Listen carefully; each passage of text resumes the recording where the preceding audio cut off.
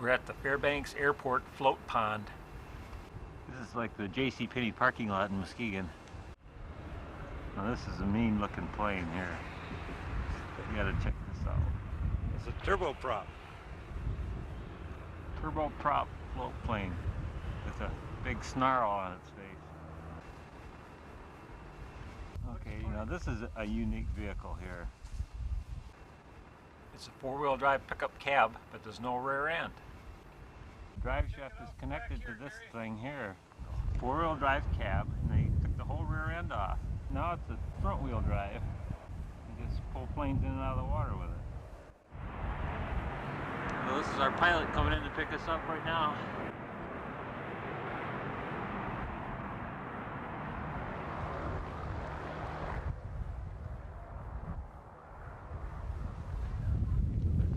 We had to put our hip boots on. Drew said that it's going to be real wet and we'll be really sorry if we don't. So Gary's here putting his hip boots on, loading the plane.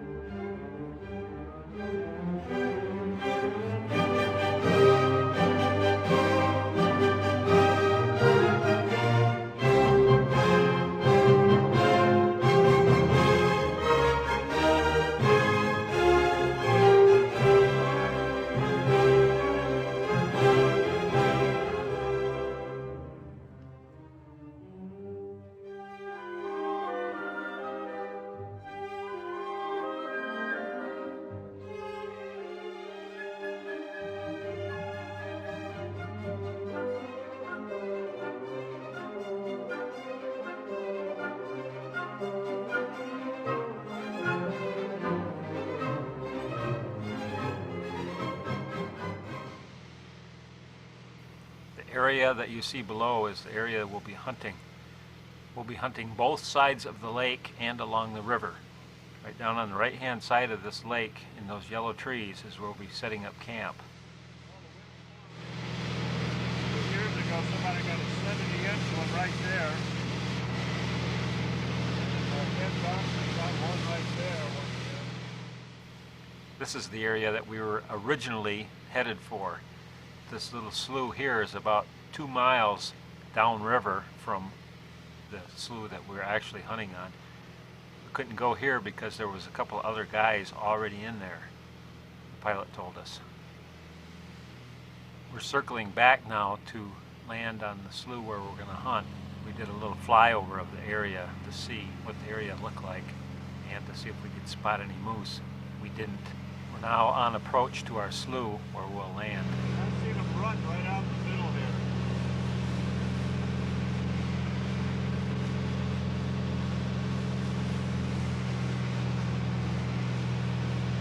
And the other small school is over there, right? Yeah, right over there. Okay. Well, you should have a good headwind for landing, it looks like.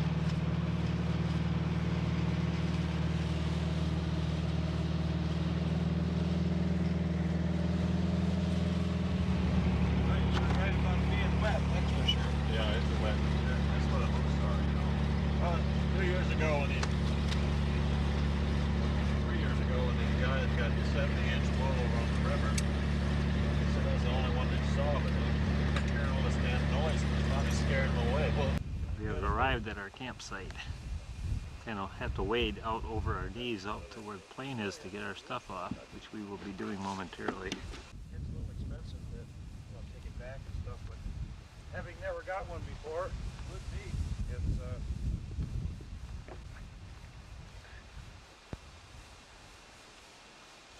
take a big one now.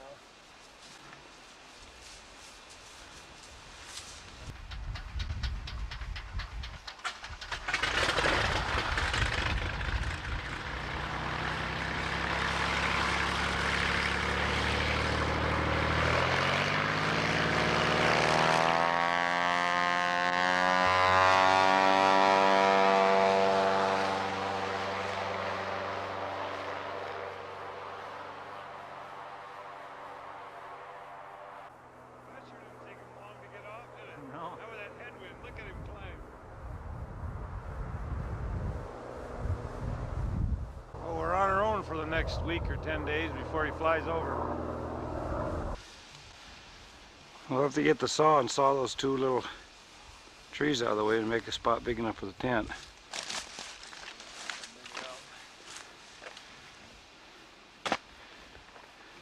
You go ahead and keep at this. I'm going to go get the rest of the gear. Well, we got the tent part set up. Now we got to put up the fly.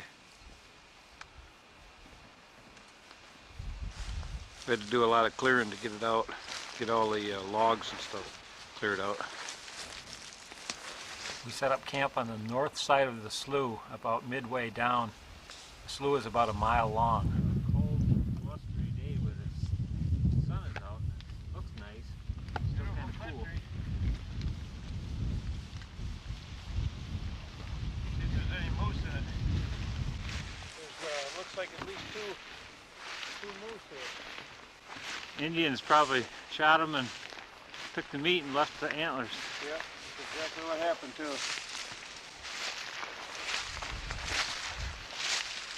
Look at it, see that one over there? Yeah, that one's been there a little longer. That looks like a drop there. Yeah. They cut the tip off. See where the tip is gone on both of them? They've both been sawed off too. Yeah. They didn't keep the head or the antlers. Of course, Indians don't either. No, they keep the meat in the nose. Lay your bow across that and see how long it is, see how wide it is. If that's a 50-inch moose.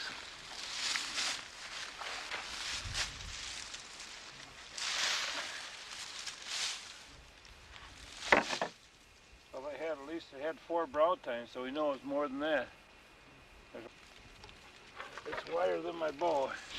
It's more than, it's at least 50 inches then. Oh yeah. I think my bow is 60 inches.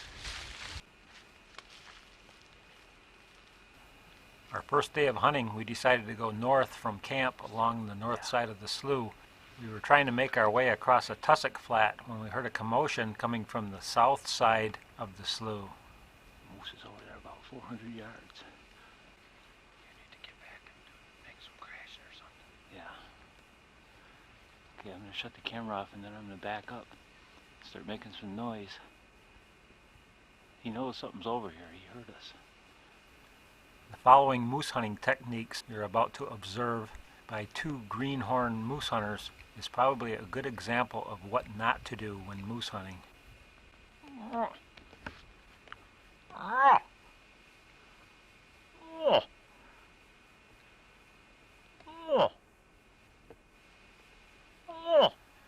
With a bull in sight, we should have only made 1 cow call that would have got his attention and he could have come looking for us. Instead, we called several times and he quickly homed in on our sound.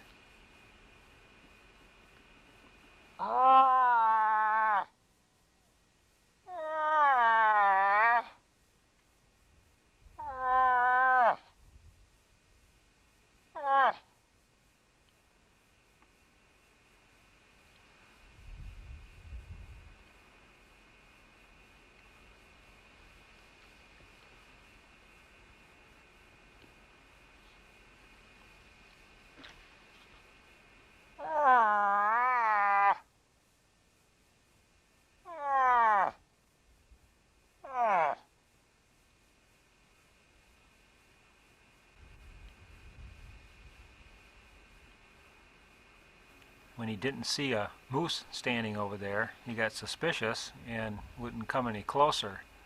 And then as we continued to call, he became more suspicious, and finally he just went the other way.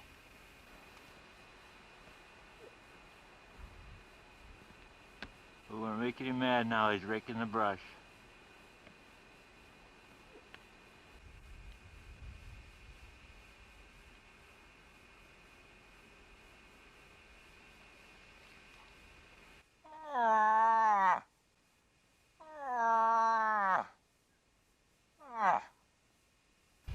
When the bull disappeared into the trees, we suspected that he was heading for the far end of the slough to the east. So we ran as quietly and as quickly as we could to try to get down to the other end of the slough where we could cut him off. We made it down there in time, but then we blew it by trying to call him in again, and we just spooked him again.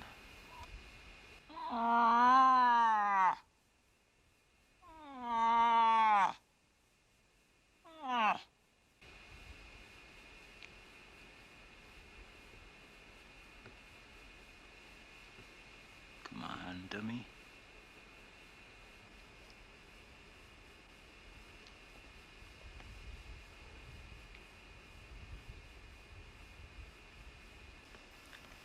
After we spooked him the second time, we again ran down along the valley this time and managed to cut him off again, where we repeated our mistakes and spooked him again. The last time we saw him, he was headed away from camp, about 3 miles away from where we started. On our way back to camp, we encountered this smaller bull feeding along the edge of the slough, only a couple hundred yards from our camp. Here you see Mike observing the bull, trying to decide what to do.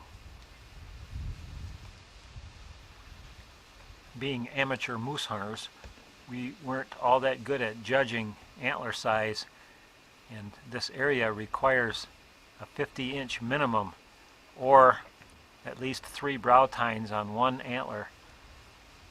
This bull looked to be about 45 inches wide.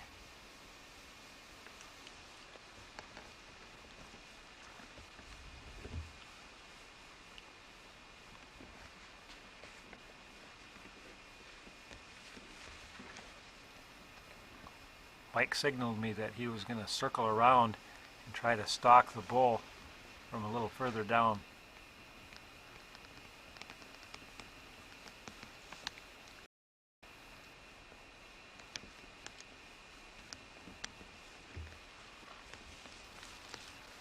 After observing the bull for a while from close range, we decided he was just a little too small to take a chance on. They're very strict as far as game rules are concerned in Alaska.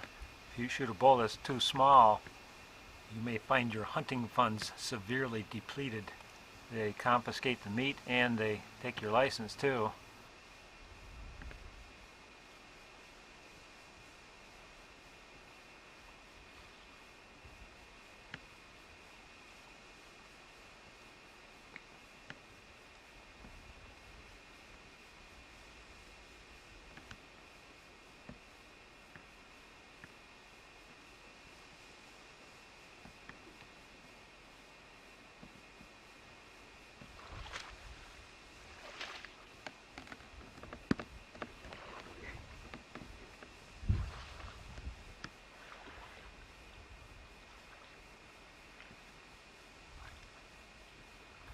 I don't think we spooked this bull.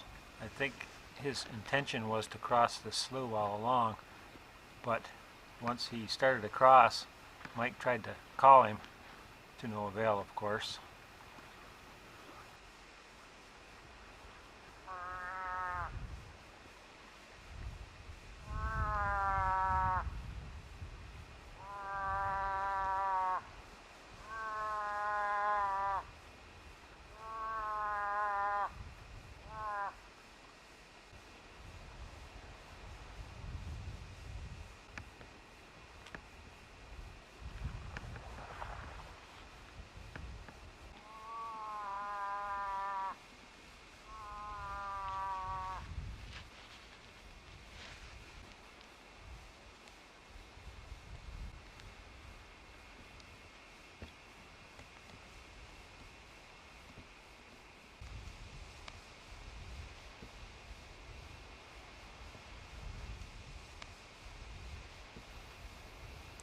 Just as the bull climbed out the other side of the slough, the battery in my camcorder went dead, so I couldn't get any more video.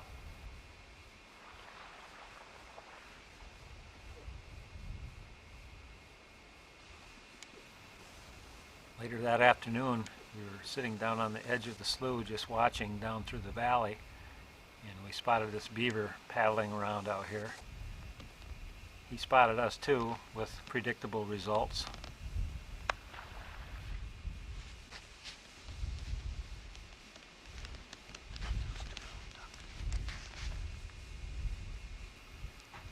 A few minutes later, this cow moose appeared.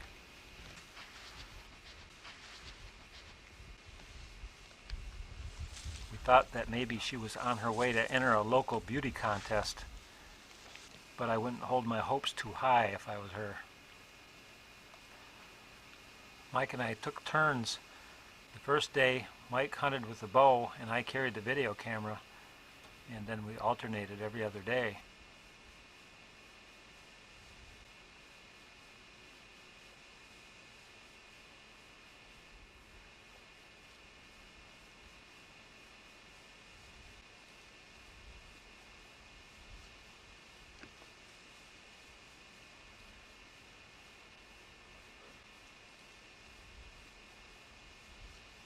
The next morning, when we got up, we looked down to the west end of the lake and we could see a bull down there about 3/4 of a mile away. So we quickly gathered our hunting gear and headed down there. When we got down to the end of the slough, the bull was nowhere in sight. So we set up to call with Mike and I sitting about 50 yards apart. Mike did a cow call with immediate results. Mike had the camera on autofocus and didn't realize that it focused on the branches in front of him rather than on the bull, which was farther away. So our picture for the next few seconds is blurry. The bull was traveling in the open between the slough and the tree line. I was still hunting with a whitetail mentality, and I was back in the brush, not thinking that a bull moose cannot get through that thick brush with his wide rack. So he's out in the wide open and I'm back in the brush. So when he passed by me at about 25 yards, I had a lot of brush obscuring my visibility. I managed to get off a shot through a small opening and skip the arrow right off the bull's back, as you'll see right here.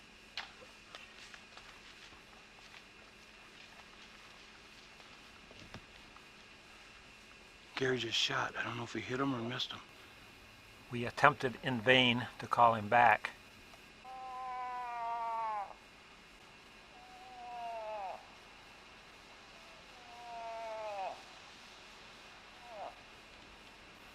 The bull headed north away from the slough, and we followed along behind, trying to decide what to do. We decided to head north across the tussock flat to a ridge where we could observe the area. Earlier that morning, I slipped off a tussock and twisted my knee, and it was really starting to bother me. I wrapped the ankle straps from both of our hip boots around my knee as sort of a brace, and we turned around and headed back for the slough. As we walked along, we continued to hear the bull periodically racking the brush, and we determined that he was headed back for the slough also. So we cut cross country to try to cut him off. As we were crossing a grassy clearing, we spotted a patch of white a couple 100 yards ahead in the brush. We looked through our binoculars and we determined it was a moose antler. So we set up right there, and Mike dropped back with the camera, and we silently waited. The bull had heard us walking through the brush and turned and started coming towards us to see what it was. After standing still for a long time, the bull finally started coming towards us.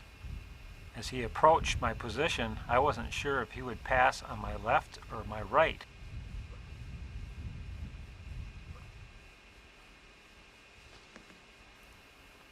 When he got to about 15 yards from me, he started to veer off to my right, so I turned slightly to get into a shooting position.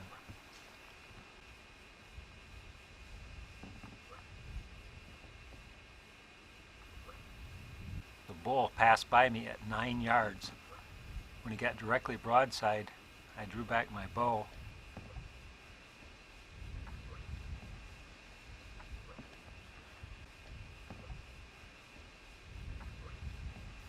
bull apparently caught a little movement out of the corner of his eye and stopped right behind a bush. I held at full draw until he finally started to move again.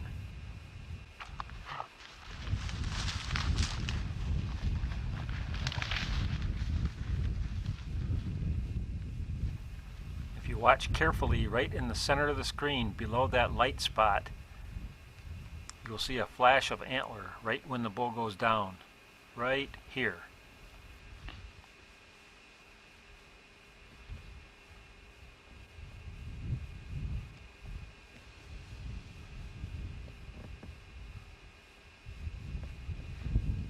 Sorry about the camera moving around, I'm a little bit excited.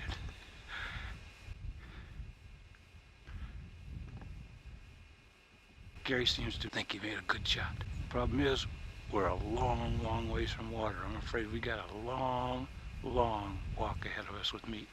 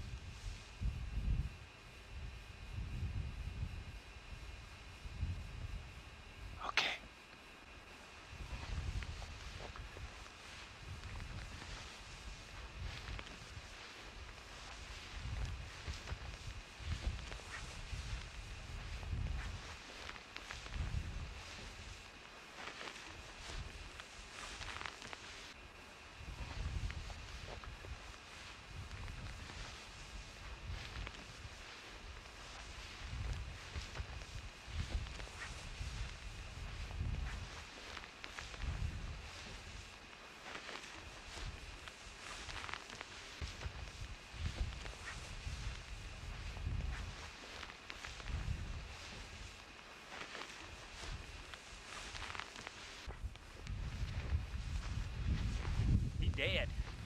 He'd be a nice moose. Look at that branch stuck to his antler. Yeah, still there after all that running. Yeah, let me see what you got there. Yeah, look at that. Tip those horns up. See if you can tip them up straight. See what they look like. Got 3 end brow points, both sides. I want to see his back. Yep, it's the same one. Is it? Yep. The same one you shot at first? Same one I missed this morning. See the hair? Zoom in on that. Oh, This is where I skimmed his back. the hair's all cut loose, huh? Yeah, never broke the skin, just went through the hair. I didn't shoot too high this time though.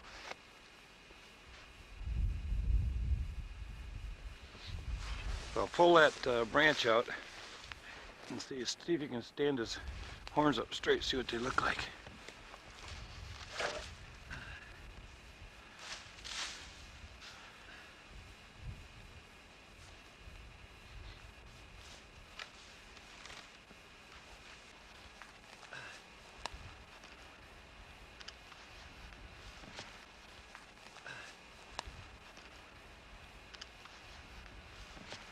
All right. All right, this is what we came for, right? Yep. Third time's a charm. We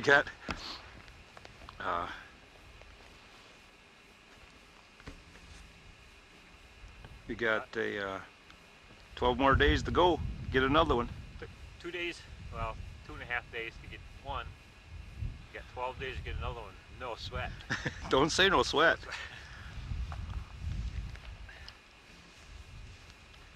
Now comes the work. You're right. You are right. Lots of work.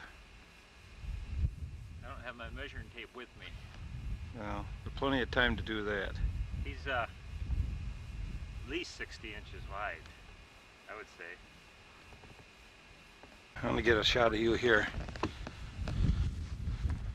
Get a little different angle so you can kind of see how big he is.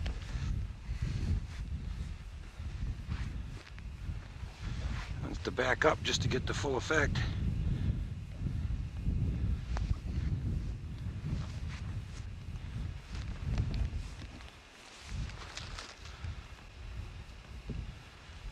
Let me get my pictures with him. Here, Okay. take the camera. Maybe that's the best solid, closest I'll ever get to one. Boy, you're right. He is one big dude.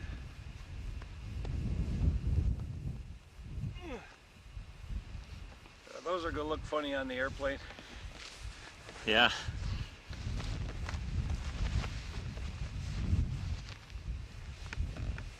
Now comes the work. Yeah, you got that right. Oh man, I don't, not looking forward to even carrying that neck. Look at the size of that neck. Neck's bigger than most deer you shoot. Why'd you have to shoot them so far away from the camp? Hey, that's just my way. Never take the easy way. Boy, oh boy. We gotta go get a 35mm camera. Get a couple pictures. Yeah. Hoist that ground antler up once. Oh.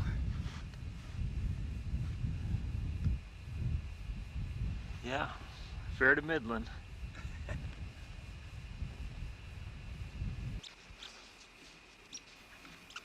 We spent most of the day yesterday hauling meat. We hunted, but there was nothing to get any video of. Whoa. Why'd you have to shoot this thing a mile from camp? Or a mile from the nearest water, I should say. A mile and 3/4 from camp. We've taken out, this is the 13th load. We've got 2 more loads to go, 1 each. That'll be 15 total loads to get that moose out of here, to the nearest water here. And we'll either have the plane come and pick it up here, or we'll put it in the raft and float it the 3/4 of a mile down to the camp, and then have the plane pick it up there. I'm sorry, I didn't mean to shoot it so far away. This morning while we were building a cooling rack for our meat, we were breaking a lot of branches. We attracted a bull, but he came from downwind, and we called, but we couldn't get him to come in. It was too brushy to get any decent video. 500 pounds of boned out meat and many painful muscles. Oh, come on, you're gonna have to help me get this thing off here.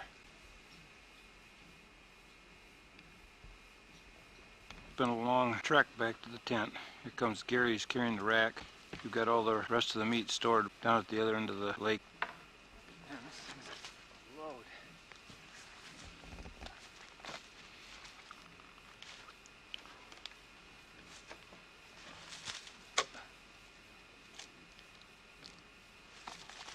Well, there it is. 15 loads, and this is the only one we brought all the way back to camp. The rest of it we left about 3/4 of a mile down the lake, and the plane can taxi down there and pick it up when we get ready to leave. We didn't want to haul it any further than we absolutely had to. Now we can go eat lunch.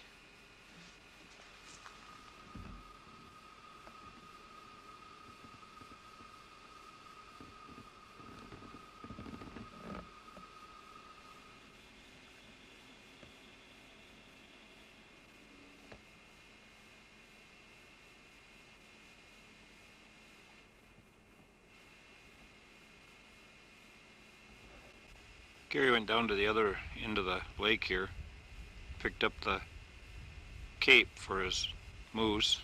He's going to bring it back down here, and then when he gets a chance now and then, he'll be fleshing it off and getting it nice and clean, preparation for taxidermy work.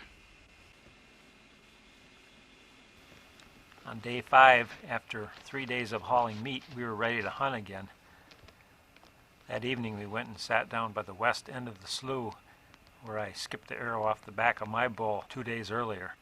After cow calling every 15 or 20 minutes for an hour or so, we heard an approaching bull coming from the southwest. We think he came from across the river.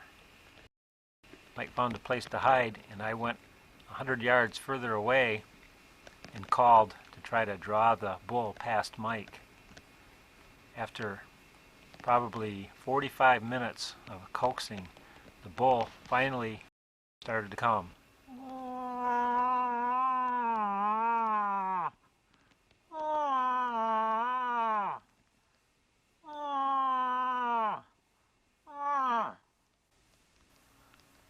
Unfortunately, the bull was approaching from directly downwind with predictable results. We, of course, overcalled again as usual, which didn't help matters any.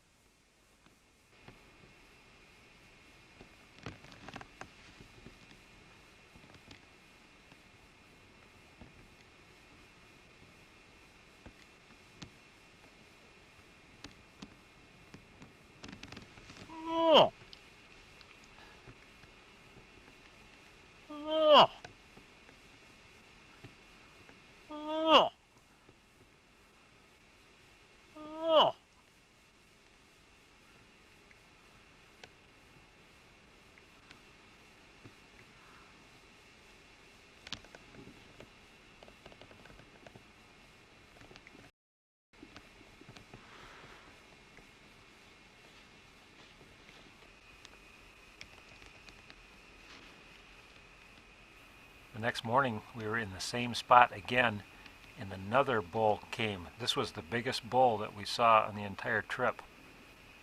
We had a repeat scenario of the previous evening where we were trying to call a bull upwind, and we overcalled as usual also.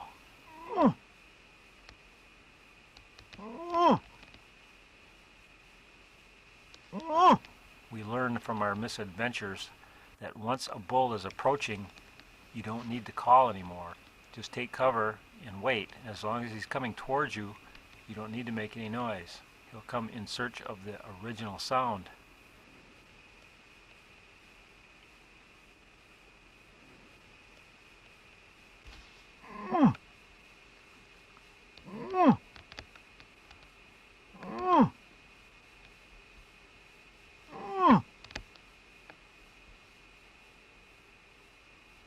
If you call once he's within sight of you, he'll home in on that sound and he won't see a bull or another moose there, and he'll become suspicious and won't come any closer.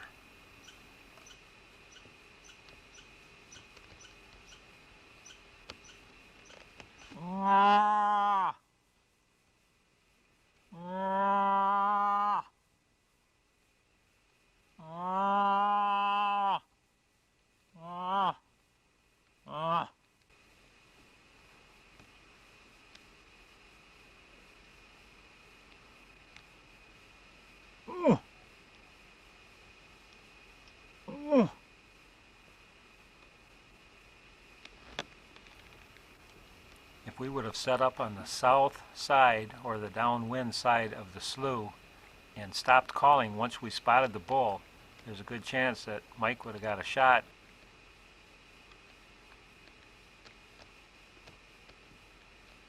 This probably is a 70-inch bull.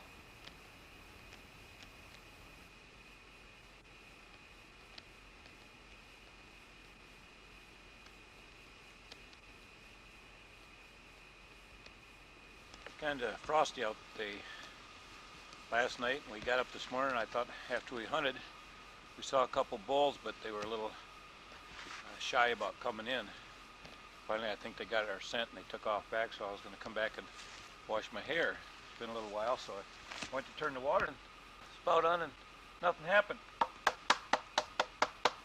I think she froze solid last night. The best we can figure, we're just kind of guessing, but we figured it probably dropped down about 10 degrees last night. It was kind of chilly, so I think until this thaws out, we're going to have dirty hair. Those of us who have hair.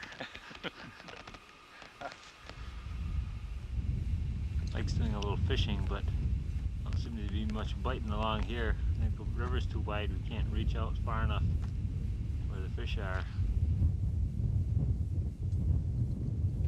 River's about 300 yards wide here. Pretty windy down here on the shore of the river. Cold too.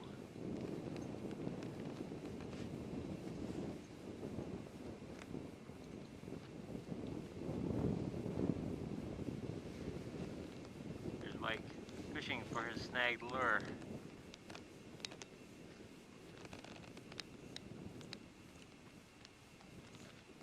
much success.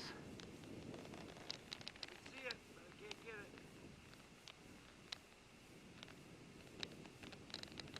Closest thing we've had to catching a fish.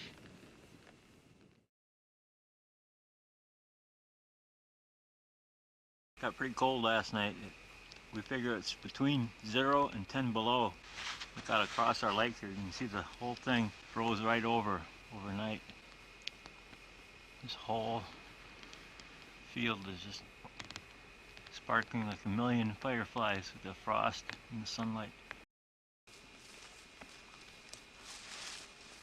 Yeah, I got one, but the rest of them got away. Good eating for supper tonight. Something besides moose, huh? I'll clean them up and get the frying pan ready. Alright. Our lake is frozen over. It's about 2 inches thick around the edges. Mike's going out to the middle to see how thick it is out there. It's thin enough. He thinks we can break up the ice to help it melt, but I have my doubts. If it doesn't melt, we're going to have to haul all of our gear and our meat to the river so the plane can land on the river to pick us up. Because there's no way a plane can land on this lake now. You can see Mikey skimming along on top of the ice.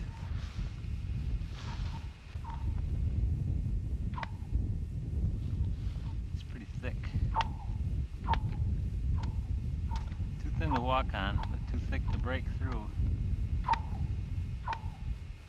with the boat.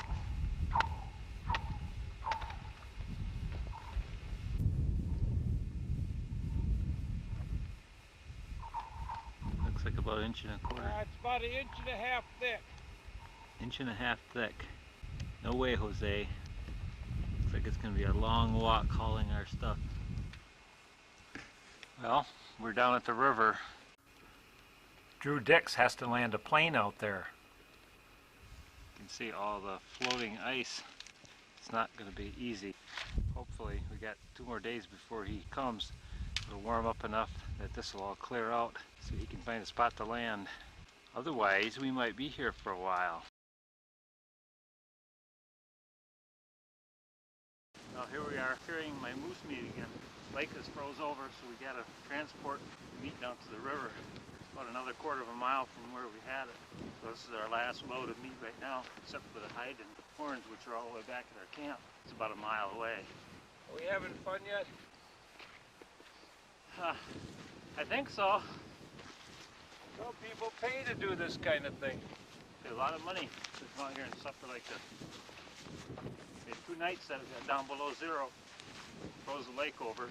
Now the plane can't land on the lake. The river's all jammed full of ice, and it may be a while before it can land on the river.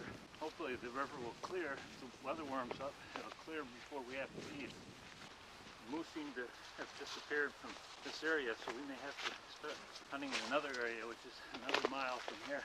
So a 2-mile walk instead of 1. We have to stay close to the river in case we get one, because it's too far inland. It takes too long to get the meat out. It took us 3 days to get all this meat out. And we were only back in about 3/4 mile.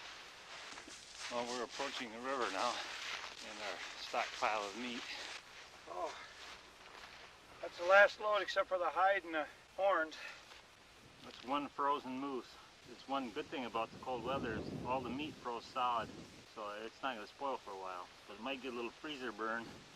You can see the problem with the river. All that floating ice out there. If we get a clear stretch, like there seems to be right here on this near side, a stretch of clear water long enough for the plane to land on, then we'll be alright. If we get more cold weather, sub-zero weather that freezes more ice, there'll be more floating in the river and complicate our problems. Look at the size of this hamburger.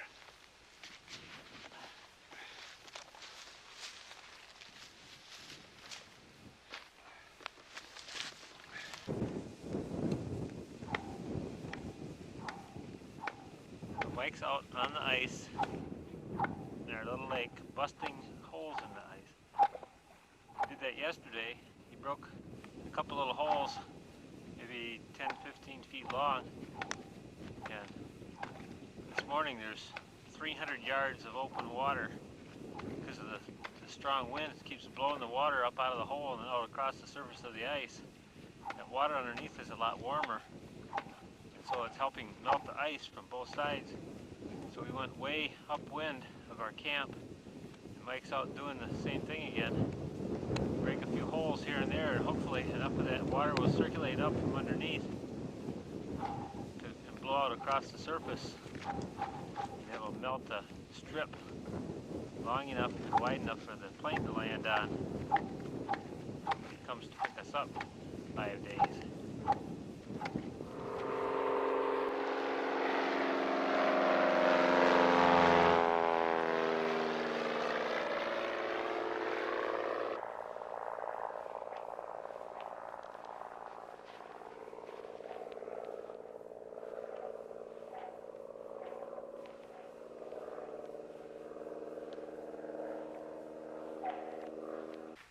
As you just saw in the video, the pilot came by and dropped us a message and told us that the slough's too frozen up. He'll meet us here in 5 days, right here on this river here.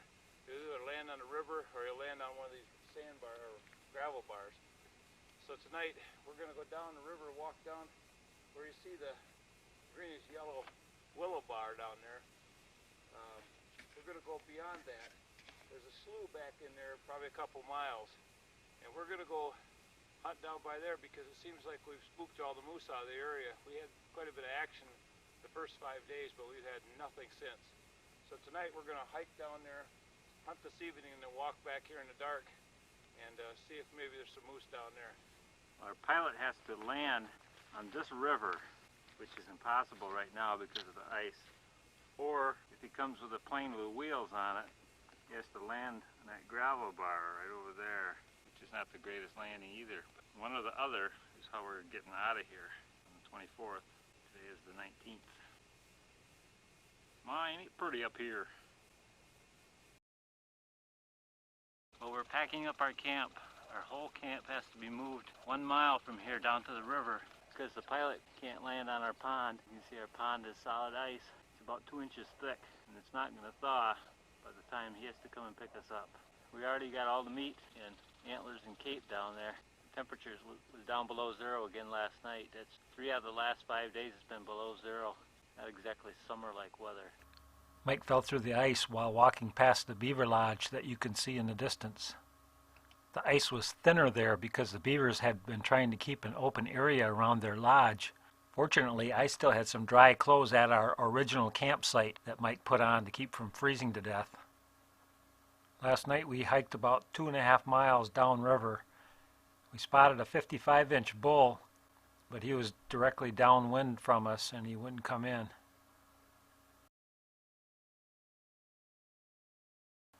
On day 13, we hiked 3 miles downriver and spotted 2 bulls on the other side of the river, far, far away.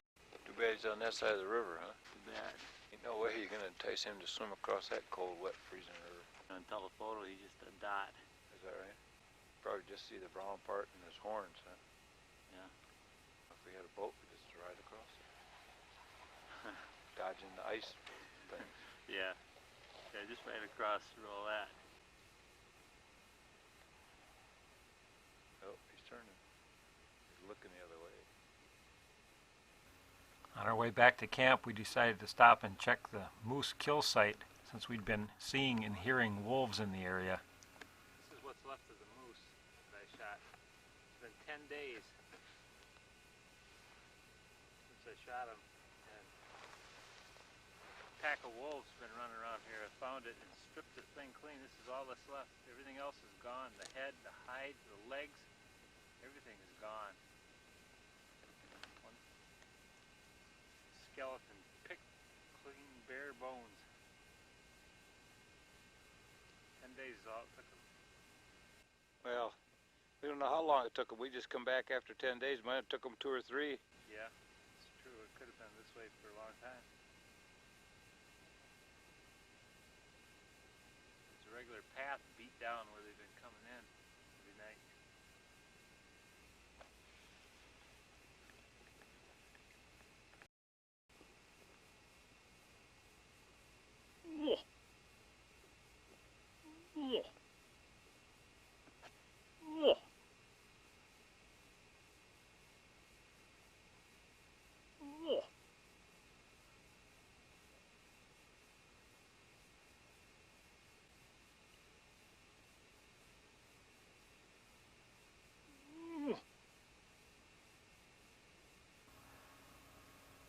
Mike and I were returning to camp, we took alternate routes. I just happened to run head on into this nice bull moose coming right up the trail I was walking down. Unfortunately, Mike wasn't around with his bow, but at least I got some pretty good video of it. Oh, Mike, where are you now? We had been hunting about 3 miles downriver, and we were almost back to camp when I ran into this bull. If we would have just hung around there, we might have got a crack at him.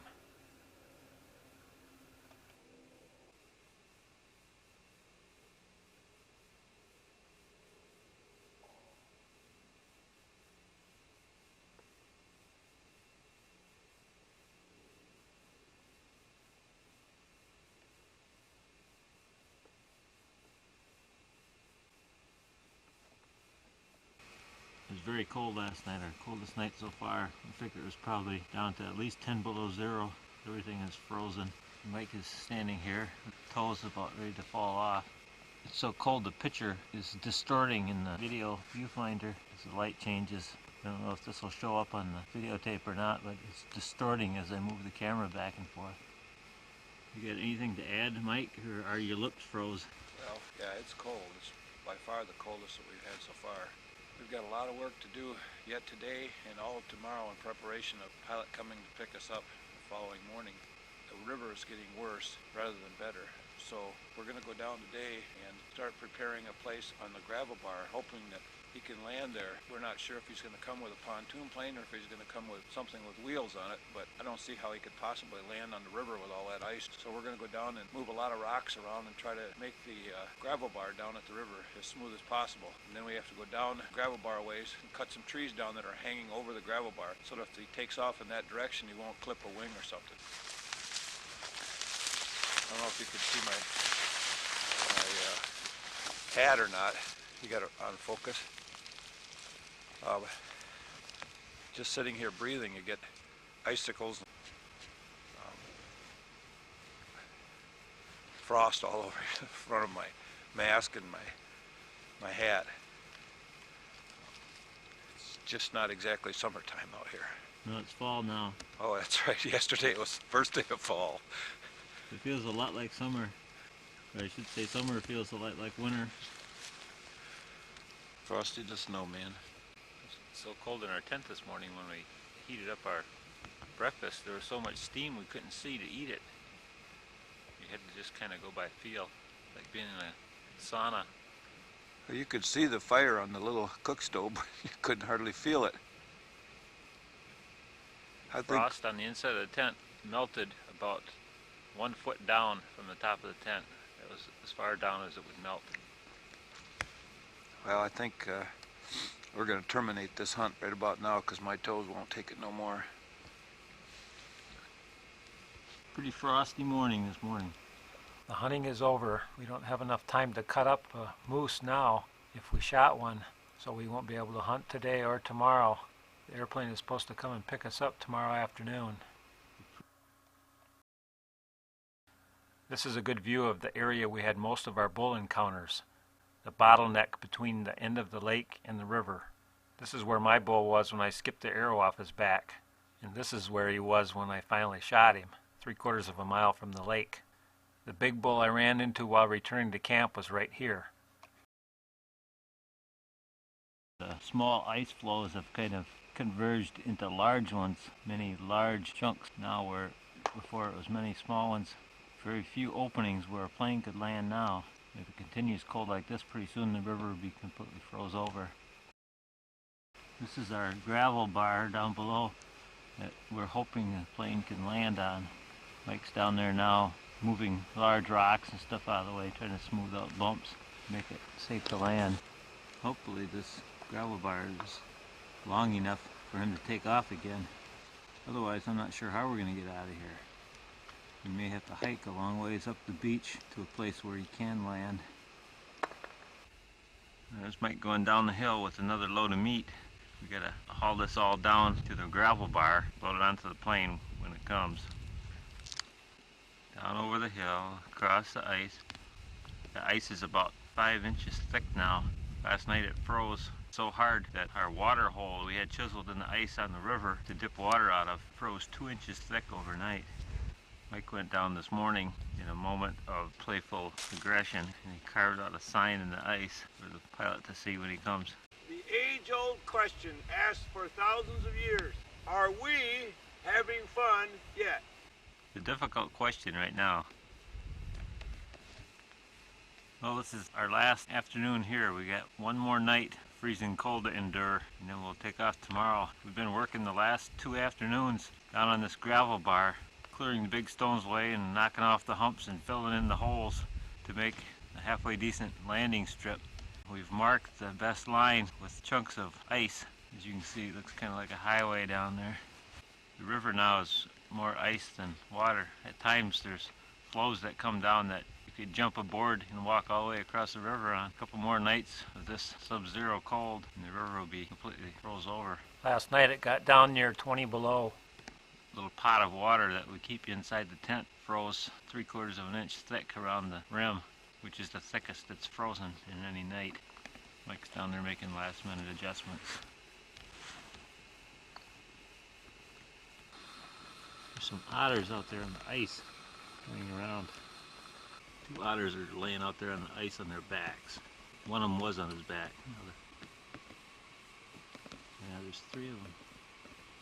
Looks like they had a fish or something.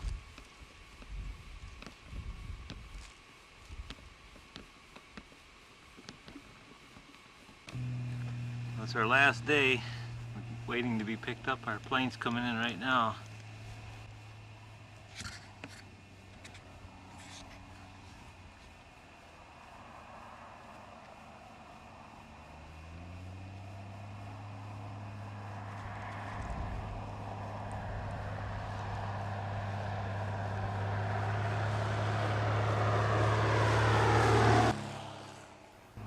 Plane landed on a gravel bar a 1.1/8 upstream from our location. He wouldn't land on the gravel bar we did all the work on. He said it was too short. He landed along the river at the extreme left edge of this picture, just off the screen.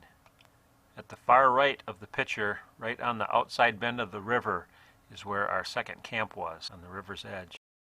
He was in a big hurry that night, so I took 2 loads and Gary took 1 before he took off with me. We had to leave Gary a small pup tent and a sleeping bag, and basically we left him and had to get back because it was getting dark. I hauled meat until dark. I carried it partway and then converted my backpack into a sled and dragged it across the ice the rest of the way. Then I set up my tent. I built a big fire by the open end and built a reflector out of logs to reflect the heat back into my tent. The pilot had left me some smoked salmon, rice, tang, and a little can of peaches, but I had nothing to cook it in or eat it with or put on it for flavor because they carried all of our camp gear away in the airplane. I ate the peaches and then I used the can to mix my tang up in. I used the coffee can that the rice was in to cook it, and I stirred it and ate it with a fork, stick, and my knife. The wolves came during the night and circled around the meat. They came within about 10 yards of it, but there was enough human scent around that they didn't bother it. I never heard them. I was too tired out, I guess, and I slept like a log, except for I got up and stoked the fire a couple times. The second time I put on a little too much, and my reflector caught fire, and the whole thing burned up.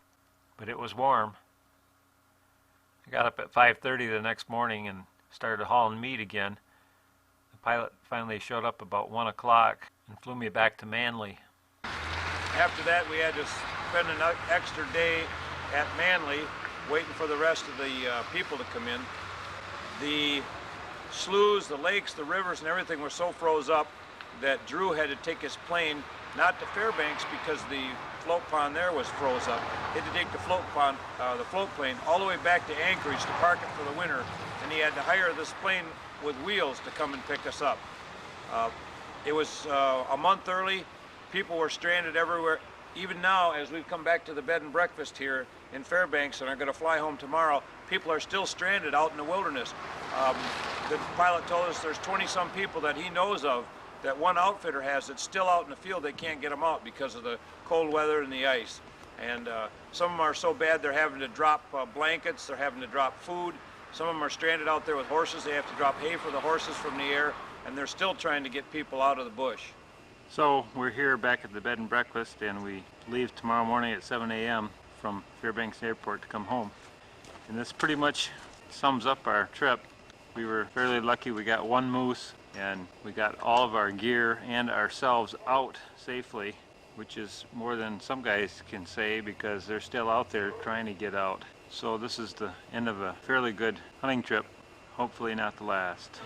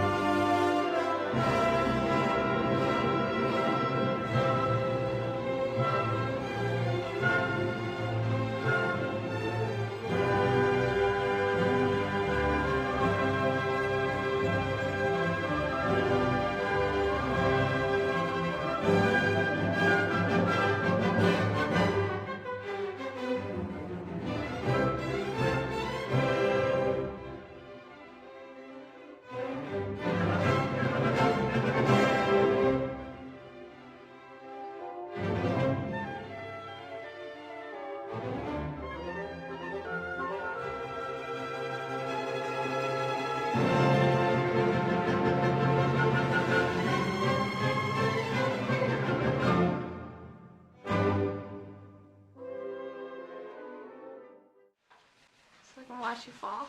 Oops.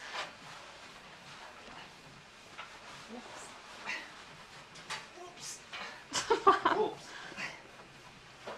Oops. Yeah. What? Higher. Yeah. Okay. You gotta go up a couple more feet. Steve, now you can have it. What's that Got it? dog, Carrie? Don't either. I'm right under it. Okay. Okay. How come you had it How's that look, Carrie? ladder too? Kathy, how come Made them you had a brackets. ladder? Because I wasn't real tall. Make it easy to hang it.